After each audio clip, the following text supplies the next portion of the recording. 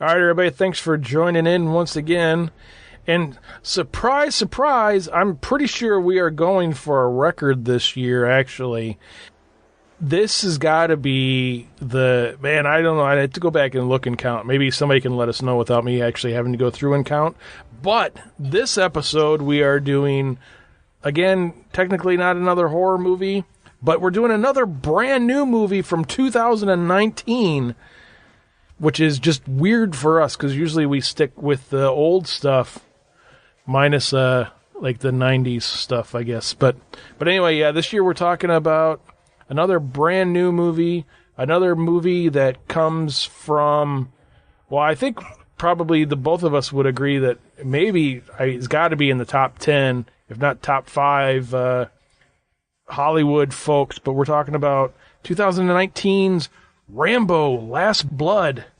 I was very skeptical about this film because, I've been a big fan of the Rambo series ever since First Blood. I mean, I remember watching First Blood and Rambo 2. Those movies were like, I constantly watching them as a kid, and Stallone was my hero as, growing up. And then when he did Rambo 4, I was like, wow, I can't believe how good this is. And I remember seeing the trailers, and then finally went and saw it in the theater, and I was like, there was from the trailers, I didn't think it would have been this good, but it turned out great. And I was like, what a great way to wrap up this character.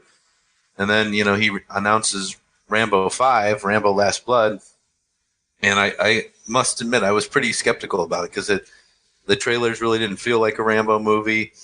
He didn't really look like Rambo, at least the way he portrayed him so many times in the past. And, the storyline was pretty kind of just a generic action storyline. So I was very skeptical going in.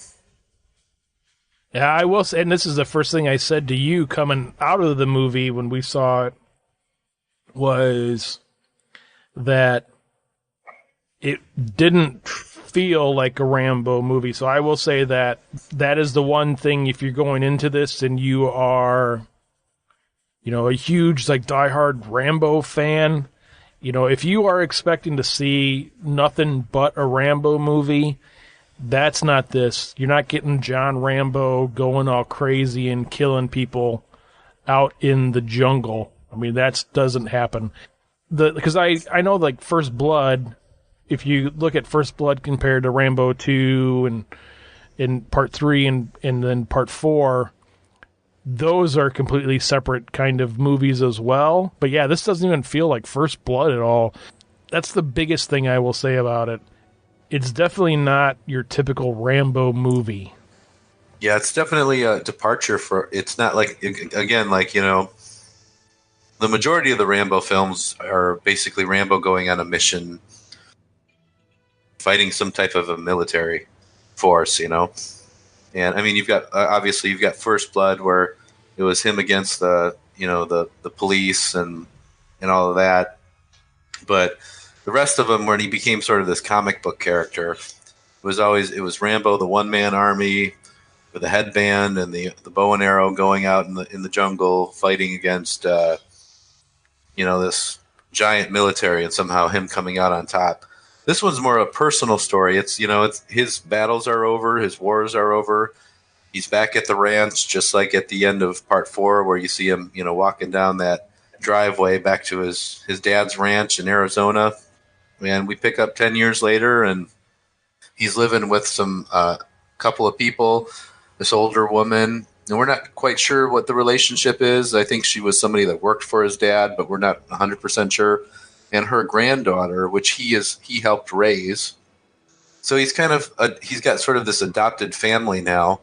And then the daughter turns 18, 19 years old, is getting ready to go to college, and she wants to go to Mexico to find her real father and find out, why he left her, why he abandoned her when she was a kid. And, Rambo's telling her, no, it's not a good idea. Wait till you're a little older. And then she goes ahead and does it anyway. And then it's up to him to go find her because she gets herself into some issues out there. I will say the one thing with the Rambo movies, all 5 of them, even though, like I just said, the first one kind of has a completely different feel than 2, 3, and 4, and then again you kind of get a different feel with part 5. And I'd have to go back and look. I don't know if you know this off the top of your head. Did Stallone like write or co-write all of them? Oh, good question. First Blood, he did co-write because he actually he's the one that changed everything from like the book. Rambo dies. In the book, Rambo's pretty savage. He kills a lot of cops, and in Rambo, or I'm sorry, Stallone, he went back and made it so that he was more of a good guy, where he didn't kill any of the cops. He just injured them, and then he survives at the end. He wanted more of like a sympathetic character. Rambo 2, he co-wrote that actually with James Cameron, believe it or not. Right, yeah, I knew that.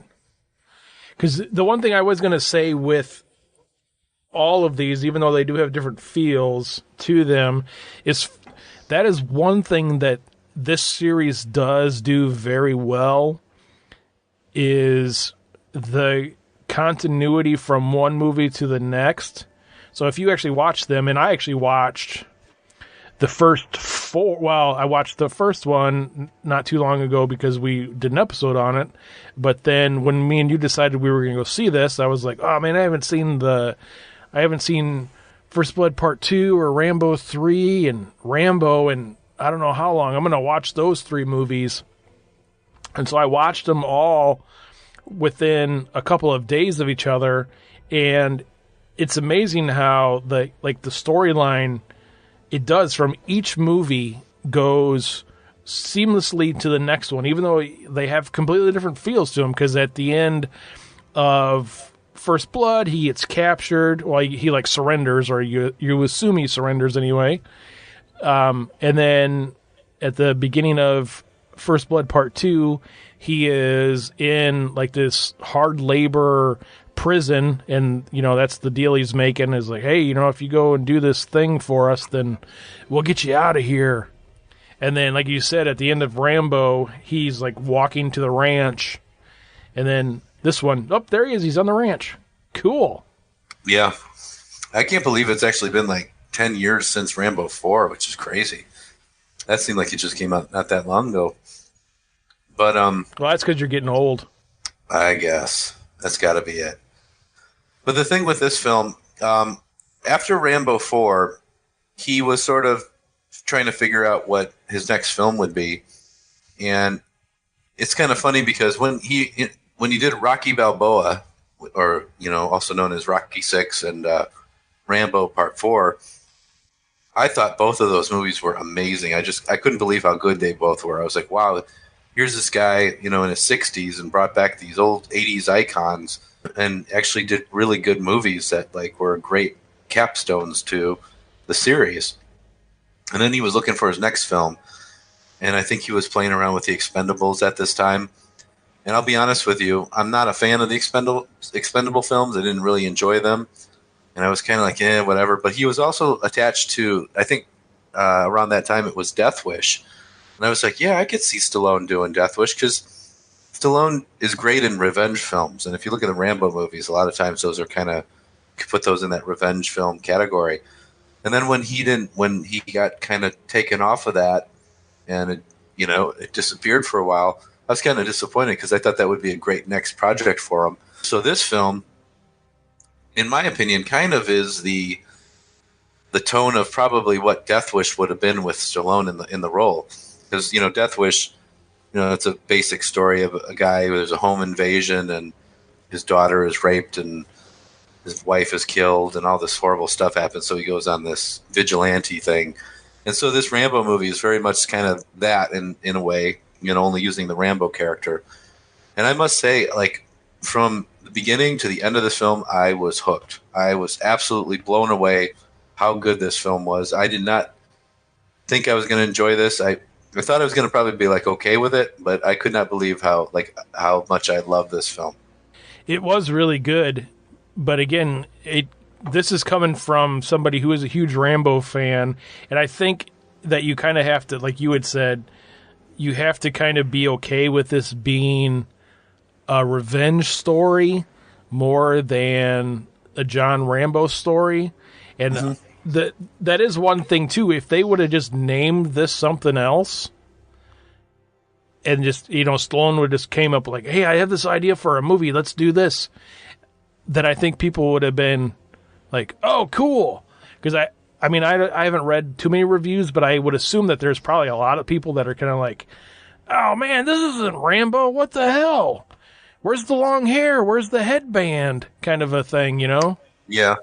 So no, and I see what you're saying. I kind of took and when you watch the film, it does have that sense of, is this really Rambo? And there's parts in it where you're like, yeah, this could just be any typical, like a Stallone movie, like Cobra or something. But there are scenes though where that old classic Vietnam vet comes back, where you can feel like, oh yeah, that is John Rambo we're talking about. Although it's such a different kind of situation for him, right? But I loved his look in it too. At first, I wasn't big on like the idea of him he looked kind of like Rocky Balboa, how he looks like in the Creed movies or whatever. He doesn't really look like what we grew to know of Rambo. But the look, they basically, like the clothing, basically he had that green Vietnam coat on and the combat boots and the big hunting knife, and he kind of had this like almost like this is this like vigilante slasher guy character now, and it was like, okay, yeah, this is like a guy who's not mentally stable anymore, and he's like just waiting for something to kind of tip him over. And once this thing happens with his his adopted daughter or whatever, that was just all he needed to kind of turn him into that killing monster again. And and once he gets going, man, it's just like full blown. Probably the part to me that really got the movie going, where like it turns into a whole different thing, where you're about to get into some really crazy stuff, was the scene where he's driving down the road in his pickup truck and he just tosses the guy's head out the window. I was like, oh my gosh, basically saying, okay, you guys come get me now. And at that point on, I was like, here we go. This is going to be a great movie. And I know I've read a lot of the reviews, and a lot of people are saying like the best part is the last 20 minutes or so, and the final act. And I wouldn't admit that is great, but it all does kind of lead up to that. But I thought it was very good, emotionally charged, awesome film. I mean, it's sort of weird because like movies nowadays remind me a lot of comic books. Like a good example would be with this new Halloween franchise, what they're doing with it right now with, all of a sudden you've got like this whole new thing. It's like they're doing this Halloween trilogy, and it's almost like I could picture like this like being like a comic story, like like, oh, let's bring Michael Myers back and Laurie Strode and do this vigilante revenge thing between the two of them in Halloween 2018 and do a trilogy on it. And I mean, you think of like a Batman comic, and they do that all the time. It seems like they're doing that with like a lot of characters, like with Rambo. It's almost like this weird side story. It's hard to believe that it's a full movie because it doesn't really fit really with the rest of the franchise, but it's kind of its own thing. And it's like, oh, but it was good. It was really good at the same time. What's funny with the horror movies and trilogies, like you just mentioned with the Halloween stuff that's going on right now, is I have been reading, not to get too sidetracked with this, but me and you are huge Halloween fans, and we talk about this all the time. But I had said to you when they announced, like, oh, okay, cool, yeah, we are making 2 sequels to Halloween 2018. We're doing Halloween Kills and Halloween Ends. And the first thing I said was like, well, what the hell did you announce both of them for? That's kind of stupid, because I guess we know what happens at the end of Halloween Kills, or what doesn't happen. And right. I've been reading, there's a lot of people that are kind of like, yeah, I'm kind of torn on this movie because I know he survives the movie, so that's kind of stupid. Could you imagine them doing Stallone or any of those guys from, back in the day, Stallone or Schwarzenegger or any of those guys going into something now and being like, yeah, let's do a trilogy on that. By the time you'd get it made, they'd be like 80 years old. I know. Well, that seems to be the thing. They're just kind of, and like Schwarzenegger's trying to keep his Terminator thing going right now. He's got that coming out next month, the new Terminator movie, which I don't think is going to be very good. That's just my opinion. I kind of wonder if that's going to flop. Yeah, I think that franchise kind of is toast. It's been gone for a while, but it's kind of weird because it's like they keep doing these stories, and like the main thing is kind of done now. Like Rambo, I mean, this Rambo Last Blood, I'm just going to say right now, I loved it. But at the same time, that as much as I loved it, I don't know where to put it in the franchise because it's like you ask me which one do you like better, First Blood or this? I'm probably going to say First Blood's my favorite still, but then I love Rambo 2 just because it's that 80s schlock, and there's no other movie like that. I hate Rambo 3, so I won't even talk about that one. But Rambo 4, I love that one too, but then I like Rambo Last Blood, and I don't know which one I like better. Like right now, I think Rambo Last Blood's my favorite Rambo movie because it's the new one, and I'm still like, it's new to me, and I'm enjoying it. I can't wait to own it. Yeah, it's kind of like this sort of and another good example would be Wolverine. The Logan movie. A lot of people are comparing this Rambo Last Blood to Logan, and where they basically take the character and put him in a different setting, and that's it. That's good. And I get that totally with this. I think that's a perfect example. It's like this has that sort of feel to it, where it's kind of its own thing, and I mean, this could easily be the end of the franchise for sure. I know Stallone is saying if this does well, which it's doing decently. I mean, it's not like breaking records or anything, but he may eventually do another one if he wants to. But at the same time, I think this is a great movie. See, that's what would be cool with these guys, and again, to bring Schwarzenegger kind of back into the mix with some of these movies, not so much Rambo necessarily, but what would be cool is, and I could see there's a couple of movies from each one of the guys I could see them doing, like the one which is, I guess, kind of a guilty pleasure of mine of Schwarzenegger's is Commando. Oh, I love that movie. I love that movie. I mean, a double feature of Commando and Cobra. Man, you are set right there for the You night. are rocking and rolling, absolutely. But what would be cool is, like, and you could kind of even do this with Rambo a little bit, but, like, what would be cool with, like say, like, Commando is you have kind of a follow-up to Commando, but instead of having Schwarzenegger be, like, the action star of that movie, maybe he's in the movie, but he's kind of like a secondary character, and then just have somebody else be like, be the lead. And you could kind of do that even with Rambo. You could do that a little bit with, and then maybe, like, I mean, I don't know how you would do it now because, Rambo was, in his 70s in this last one, and then all of a sudden he's going to, yeah, this is my grandson, he's whatever, 20 years old. You couldn't really do that, but kind of like a pass the torch kind of a thing, I think would be kind of cool. Sure. I suppose you could do that with like the Cobra story. Did you hear about the Cobra, what they're doing with that? Well, aren't they making a TV show or something? That's what I'm hearing. Yeah, so maybe it'd be cool, or maybe there's... See, my only thing with, like, Cobra is, like, if they're going to do a TV show, and then are they going to, like, have it set, like, in the 80s or something, and then, like, have somebody completely different play Cobra? So, like, to me, I would kind of be like, that's kind of stupid. Yeah, it's not going to be Stallone playing him. Yeah, see, I don't know if I'd be into that. Now, if like, the torch got passed, then I would be like, oh, cool. But, man, it's so hard with these guys. Like, if you go back and... I mean, I know that we're horror guys and stuff, but some of these action... Well, I shouldn't say some of the action guys. Really, for me, it's the two action guys from the 80s. Stallone and Schwarzenegger. There's nothing that those guys... Well, there's a few things that they made that was pretty bad, but you bring back some of the classics, man, and I'm like, that's freaking great. That was some good stuff. That was a good era. But I missed that. That was a lot of fun back then. But yeah, like, but some of the other guys, even from the same era, like Jean-Claude Van Damme, I'm like, fuck that guy. I don't give a shit about him.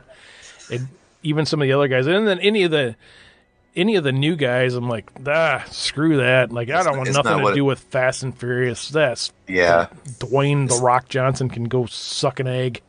It's not what it used to be. Here we are, old men. Get off my lawn! Exactly. So what did you think of the gore? Oh, I thought the gore was great.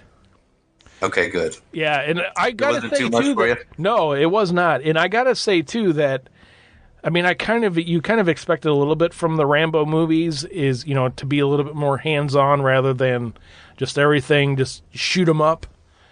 But I love the whole hands-on stuff in the movies. The bow and arrow stuff is great. And I do love that they have stuck with it through all of the movies, even though it was kind of in First Blood, you know, it was just, you know, he's just surviving out there, so he's got a survival knife. Yeah. But them keeping the knife as kind of a main element throughout the movies is just awesome. Yeah, and he gets a new knife in every movie, too. Yeah, he does. But in this one, did I catch that? Did he kind of have, like, did they show all of the knives from the other movies? Like, he just had them there? He did have the Rambo 4 knife, that machete that he built. Right. And that he actually uses in this movie, which is kind of cool. But he's also got, he had 2 brand new knives that were designed for this film. One of them called the Heart Stopper. And once you see the film, you'll know why it's called that. Stallone named it himself. Yeah, I was trying to, I wasn't sure if it was an Easter egg that I saw or not, but I was kind of like, oh, did I catch a glimpse of the knives from the other movies there or not? Like the First Blood knife, you know, if you like that, you never saw again after First Blood because you would assume the cops took it or whatever. The Rambo 2 knife, it's actually kind of cool. There's actually a deleted scene in Rambo 4, if you watch the director's cut version, where he takes the knife and gets rid of it, and it's like when he burns the boat. Oh, okay.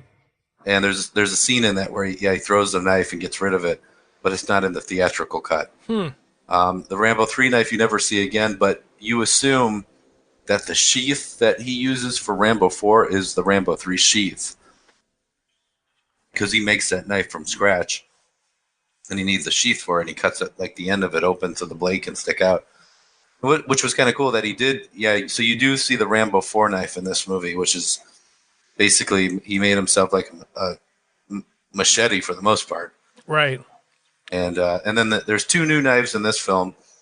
The first one is a little bit smaller. They're both designed very similar, but he gets it taken away when he first encounters the Mexican cartel, when they beat the crap out of him and they search him.